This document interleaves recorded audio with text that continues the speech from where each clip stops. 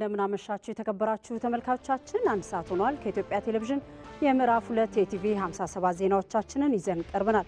አበይት ርዕሶቹን አስቀድማለሁ። የቤት አልሚዎች ከመንግስት ጋር ተባብረው መስራታቸው ለህብረተሰቡ የሚቀርቡ ቤቶች ተመጣጣኝ ዋጋ እንዲኖራቸው እገዛ እንደሚያደርግ ተገለጸ።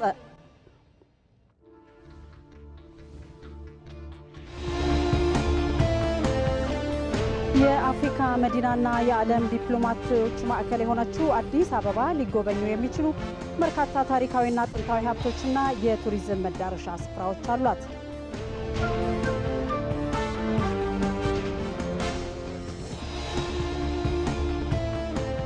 የማሌ ብሔረሰብ የዘመን መለወጫ በዓል ዶኦሞ እውነትና ሀቅን በማክበር አብሮነት የሚጠናከርበት በዓል መሆኑን የደቡብ ኢትዮጵያ ክልል ርዕሰ መስተዳድር ጥላሁን ከበደ ገለጹ።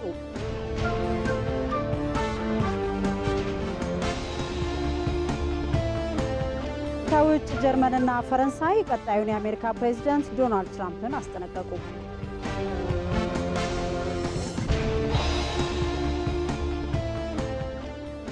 ከዜናዎቹ ጋር አልጋነሽ ተካነኝ፣ አብራችሁን ቆዩ። የአፍሪካ መዲናና የዓለም የዲፕሎማቶች ማዕከል የሆነችው አዲስ አበባ ሊጎበኙ የሚችሉ በርካታ ታሪካዊና ጥንታዊ ሀብቶችና የቱሪዝም መዳረሻ ስፍራዎች አሏት። በተለይ ሀገራዊ ለውጡን ተከትሎ በመዲናዋ በተሰሩ በርካታ የቱሪዝም መስህብ ስፍራዎችና መሰረተ ልማቶች ቱሪስቶች በርካታ ቦታዎችን እንዲጎበኙ ምቹ ሁኔታ በመፍጠር ላይ መሆኑም ይታወቃል። በዚህ ጉዳይ ላይ አይዳ ከበደ ዝርዝር አላት። የአፍሪካ መዲናና የዓለም የዲፕሎማቶች ማዕከል የሆነችው አዲስ አበባ ሊጎበኙ የሚችሉ በርካታ ታሪካዊና ጥንታዊ ሀብቶችና የቱሪዝም መዳረሻ ስፍራዎች አሏት። በተለይ ሀገራዊ ለውጡን ተከትሎ በመዲናዋ በተሰሩ በርካታ የቱሪዝም መስህብ ስፍራዎችና መሰረተ ልማቶች ቱሪስቶች በርካታ ቦታዎችን እንዲጎበኙ ምቹ ሁኔታን በመፍጠር ላይ ይገኛል። ይህንንም ተከትሎ ከ5 ሚሊዮን በላይ የሀገር ውስጥና የውጭ ጎብኚዎች በመዲናዋ የሚገኙ የመስህብ ስፍራዎችን መጎብኘታቸውም ተገልጿል።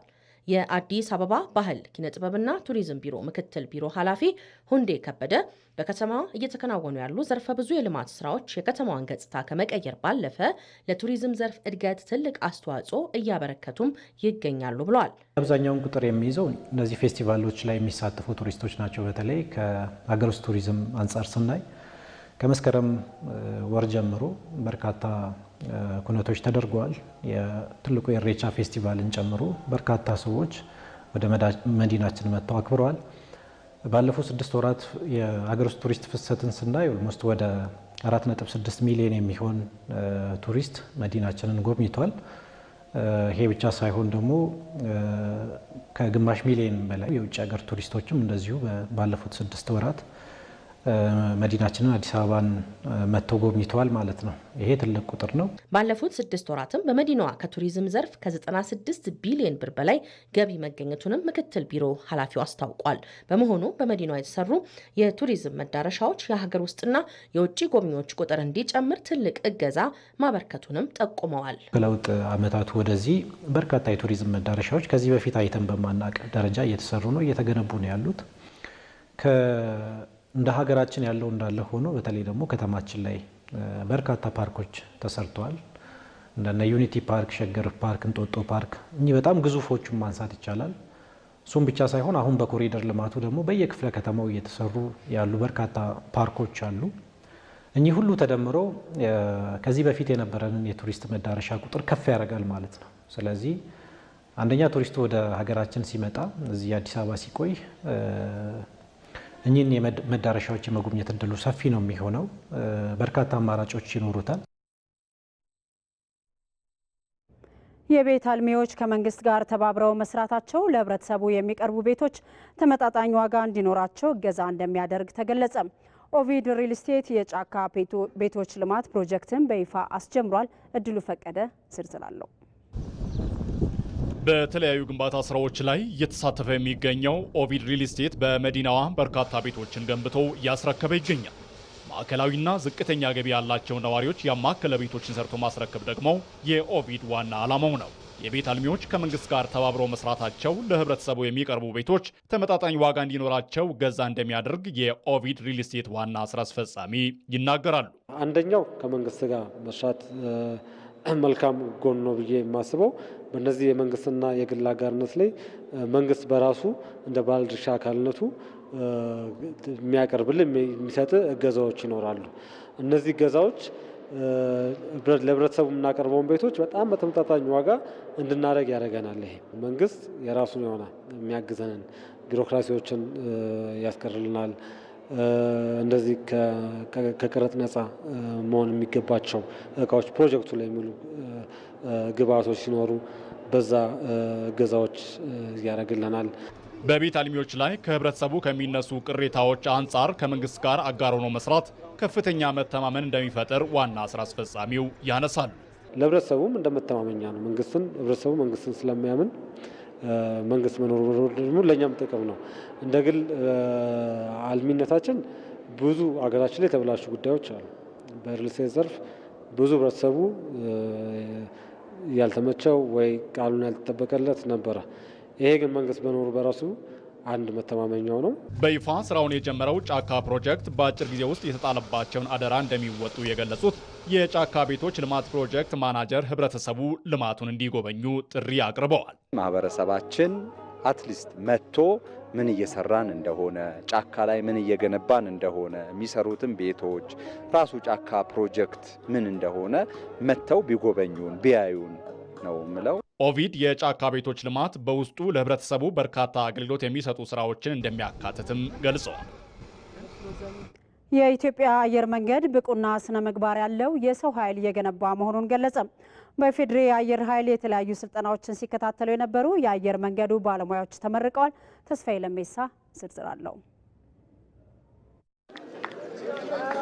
የኢፌዴሪ አየር ኃይል ለ8ኛ ዙር ሲያሰለጥናቸው የቆዩ የኢትዮጵያ አየር መንገድ እጩ ሰልጣኞችን አስመርቋል። ሰልጣኝ ተመራቂዎቹ የበረራ የአውሮፕላን ጥገና እና የአቪዬሽን ደህንነት ባለሙያ ሲሆኑ በአንድ ወር ቆይታቸው የአካል ብቃትና ስነ ልቦና ስልጠናዎችን ተከታትለዋል።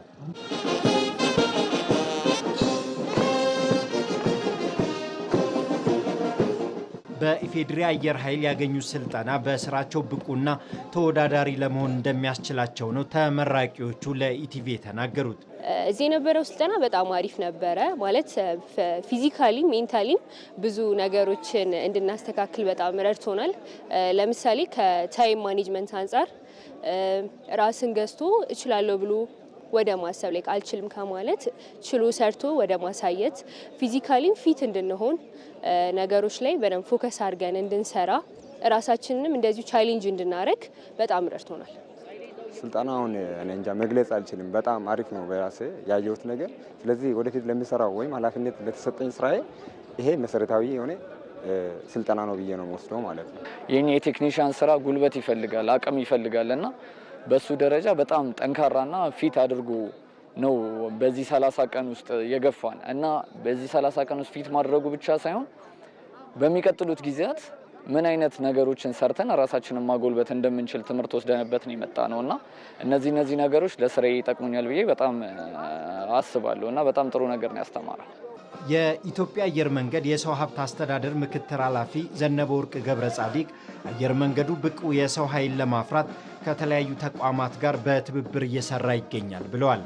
አየር መንገዱ መሰል ስልጠናዎችን ከአጋር አካላት ጋር በማዘጋጀት የሰው ኃይሉን በስነ ምግባር፣ በአገር ፍቅር፣ በስነ ልቦናና በአመለካከት የዳበረ እንዲሆን በርካታ ስራዎችን በመስራት ላይ ይገኛል።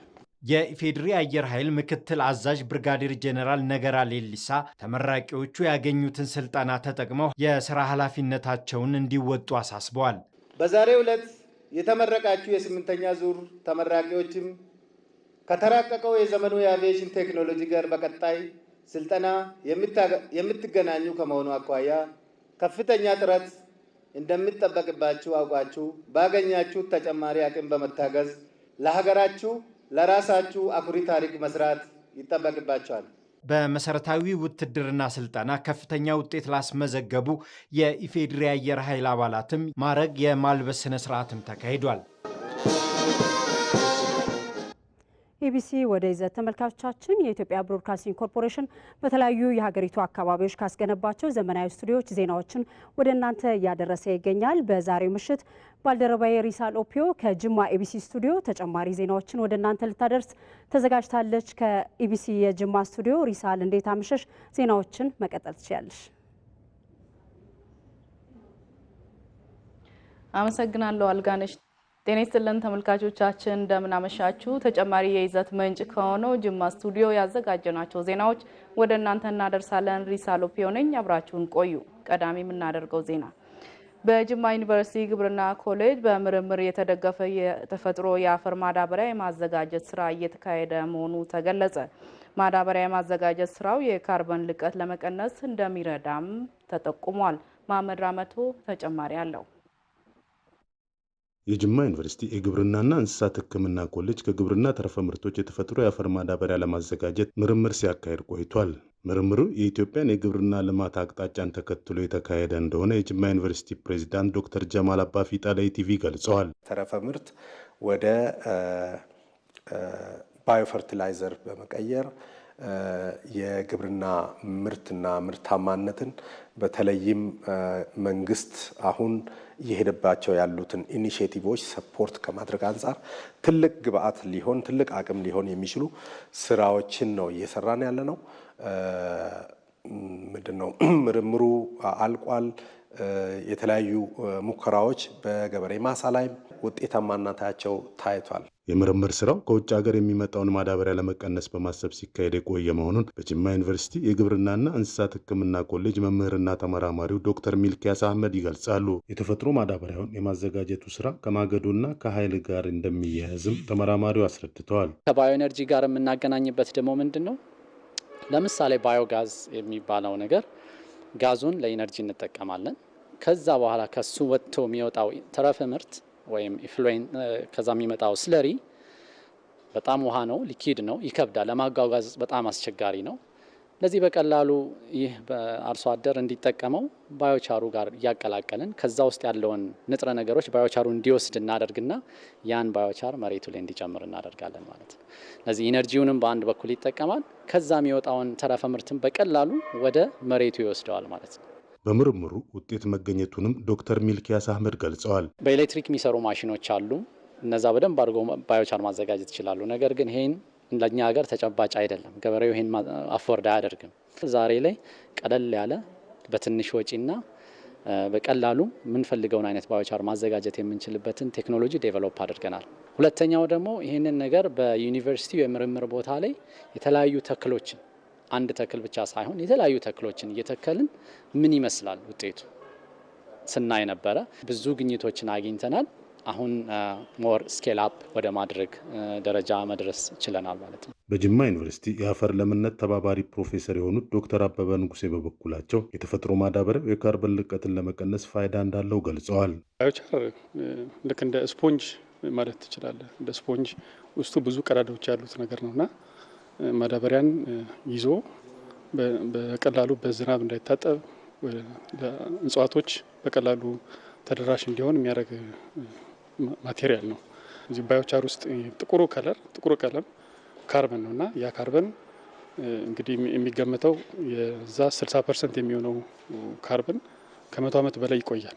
ስለዚህ ያንን ባዮቻር አፈር ውስጥ ጨመርን ማለት የተወሰነው በጣም ብዙ የሚሆነው ካርበን ከ100 ዓመት በላይ አፈር ውስጥ ሆኖ አካባቢያችንን ከብክለት መቀነስም ይችላል።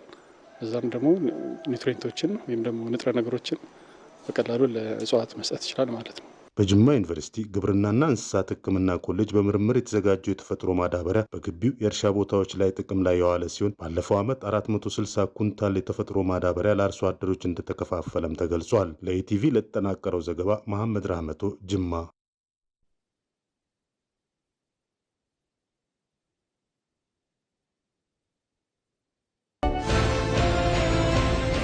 ነገ በአዲስ ቀን የዜና ሾው በኢትዮጵያ በይፋ ለመጀመር የተለያዩ ቅድመ ዝግጅቶች የተጠናቀቁለትን የካፒታል ገበያን በስፋት እንመለከታለን።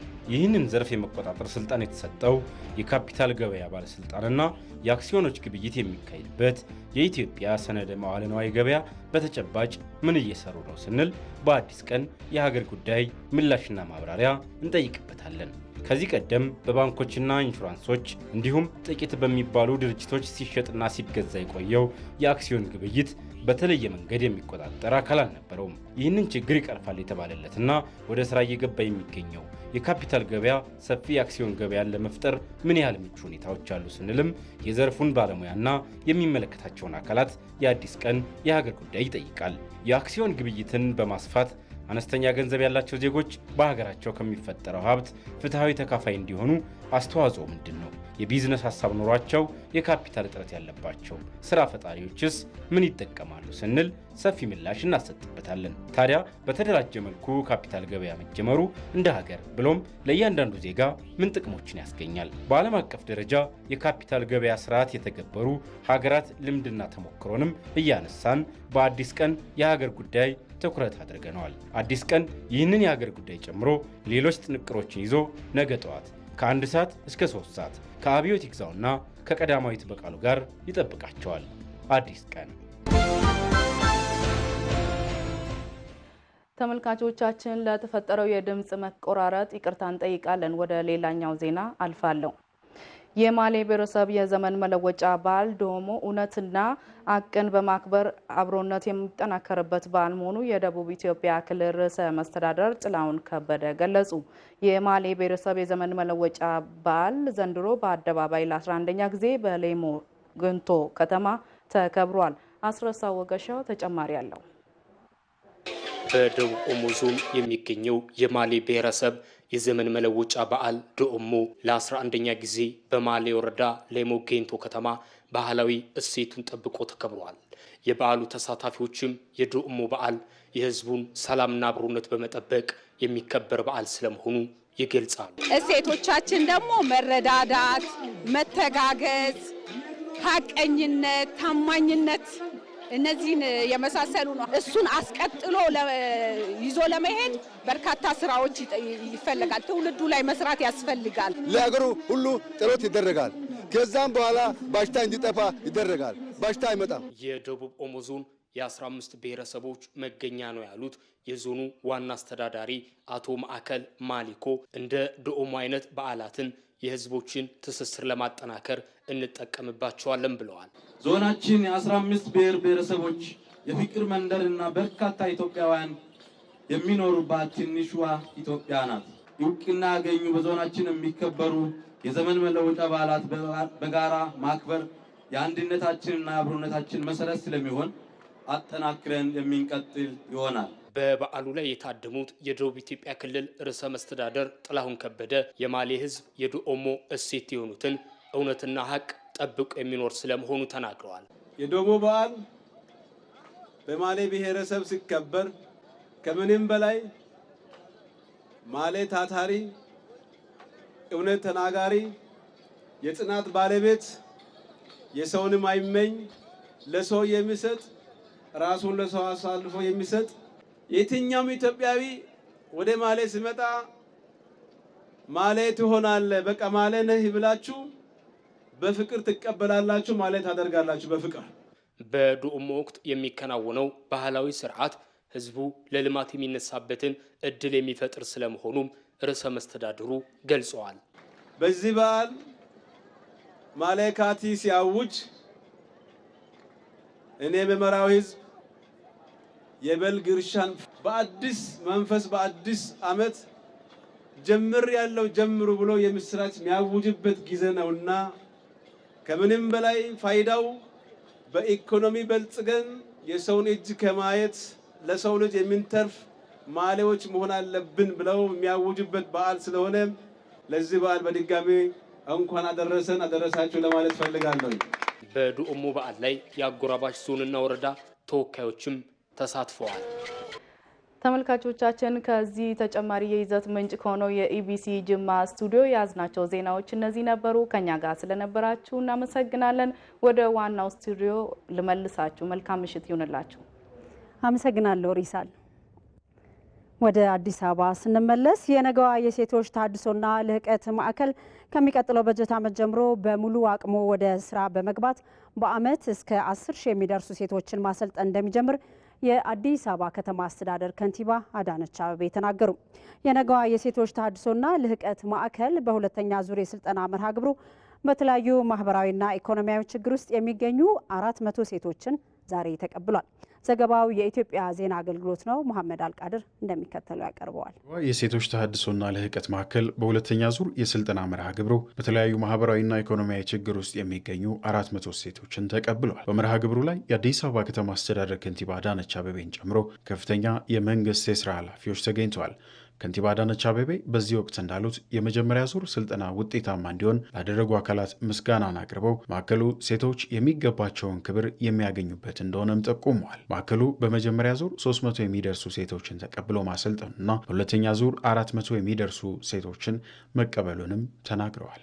የነገዋ የሴቶች ተሃድሶና የልህቀት ማዕከል ለእህቶቻችን መጠጊያ፣ ተስፋ እንዲሁም ደግሞ የተለያዩ ክህሎትን አግኝተውበት ውስጣቸው ያለውን ችሎታና አጠቃላይ የስራ ተነሳሽነት፣ የመለወጥ ፍላጎት እንደ ሰው ደግሞ የሚገባቸውን ክብር ማግኘት የሚችሉበት ቤት እየሆነ ዓላማውን መተግበር እየቻለ ስለሆነ እጅግ በጣም ደስ ብሎኛል። ጅምሩ ጥሩ ነው። ገና ጅማሮ ላይ ነው ያለነው። ለመንግስት ኃላፊዎች የምናገረው ገና ጅማሮ ላይ ነው ያለነው። አሁን በመጀመሪያው ከ300 በላይ አሰልጥነን አሰማርተናል። አሁን 400 ተረከበናል። ከንቲባ አዳነች አቤቤ ከሚቀጥለው ዓመት ጀምሮ ማዕከሉ 10,000 የሚደርሱ ሰልጣኞችን ማሰልጠን እንደሚጀምር ነው የገለጹት። ማዕከሉን የተቀላቀሉ ሴቶች ስልጠናቸውን በአግባቡ በመከታተል ለሀገር እድገት የበኩላቸውን ሚና መወጣት እንዳለባቸውም ከንቲባዋ አስገንዝበዋል። ለሚቀጥለው በጀት ዓመት በሙሉ አቅሙ እንዲያሰለጥን እንፈልጋለን። ፍላጎቱ ብዙ ነው፣ ሰፊ ነው።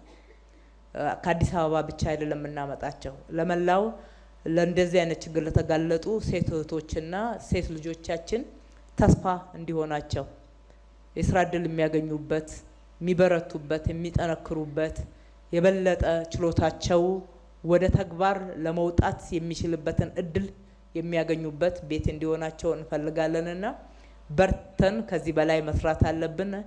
እነኚህ 2 ዓመታት የበለጠ አቅማችንን የምናጠናክርበት፣ ልምድ የምናገኝበት፣ ብዙ አጋሮችን የምናፈራበትና ከሚቀጥለው በጀት ዓመት ጀምረን በአመት እስከ 10,000 እህቶችን አሰልጥነን ከዚህ ማዕከል የስራ ስምሪት የምንሰጥበትና የበለጠ ውጤታማነታቸውን ደግሞ የምንከታተልበት ነው። ይኸው የነገዋ የሴቶች ተሃድሶና ልህቀት ማዕከል በአንደኛ ዙር የተቀበላቸውን ሰልጣኞች በ17 የተለያዩ የሙያ ዘርፎች በማሰልጠን ወደ ስራ እንዲገቡ ማድረጉም ተገልጿል። በመጀመሪያው ዙር ከ300 በላይ ሰልጣኞች በ17 የሙያ ዘርፎች ሰልጥነው እነሆ ዛሬ ላይ የራሳቸውን ኢኮኖሚ ማመንጨት የጀመሩበትና ከተማ አስተዳደሩ ያቀደውንና የማዕከሉ ሲሰራ የቆየው በፍሬ ታጅቦ የታየበት ወቅት ላይ እንገኛለን። በመጀመሪያ ዙር በተለያዩ የስልጠና መስኮች ሰልጥነው ስራ የጀመሩ ሴቶች የህይወት ተሞክራቸው ለአዳዲስ ሰልጣኞችም የተካፈለበት መርሃ ግብር ነበር። እንደዚህ ሆኜ ሳወራ ሰው አያምነኝም። ውስጥ ያለውን ነገር ደግሞ እኔ ነኝ የማውቀው፣ የተደረገልኝን የማውቀው እኔ ነኝ። የምር ዛሬ ላይ ያለው ማንነቴ ትናንትና ያለው ማንነቴ አይደለም። በጣም ተሰርቻለሁ። በጣም ብዙ ነገር ተለፍቶብኛል፣ ዋጋ ተከፍሎብኛል። ዝም ብዬ አይደለም እዚህ ጋር የቆምኩት። ስናገረው ሙሉ በሙሉ ደስተኛ ሆኜ ነው የምናገረው። ምክንያቱም ትናንት ያለፍኩትን ህይወት አውቀዋለሁ። በጣም አሰልቺ፣ የሚደክም፣ የሚረዳ ሰው የሌለበት በጣም የሚሰለች ህይወት ላይ ነበርኩ። እዚህ አዲስ አበባ ስደርስ ምንም ገንዘብ የለም። የ3 ልጆች እናት ነኝ። ልጆችንም ታሳድግልኝ እናት ናት። በጣም ብዙ ውጣ ውረዶችን አሳልፌያለሁኝ። ማለት ሴት ልጅ የማትችላትን ነገር በሙሉ ችያለሁኝ ብላለች እህቴ። እኔ ጳውሎስ 3 ቀን ተኝቻለሁ ሙሉ በረኪና ጠጥቼ፣ ሆዴ ይታጠብ ነበረ። ያንን ነገር ሁሉ እንድረሳ አርገሽኛል። እዚህ ጋር ቆሜ ዛሬ ስመሰክር ስናገር ስለተደረገልኝ ነው መመሰክረው። አሁን ላይ ጋርመንት ዶክተር ይርጳሳ እኛ ጋር መጥቶ ነበረ። ሰላምታ ጊዜ የላቸውም ልጆቹ። 14 ልጆች ነው እኔ ጋር ያሉት። 14ቱም ልክ እንደ ሰዓት ሰሪ አንገታቸውን አቀርቅረው ነው የሚሰሩት።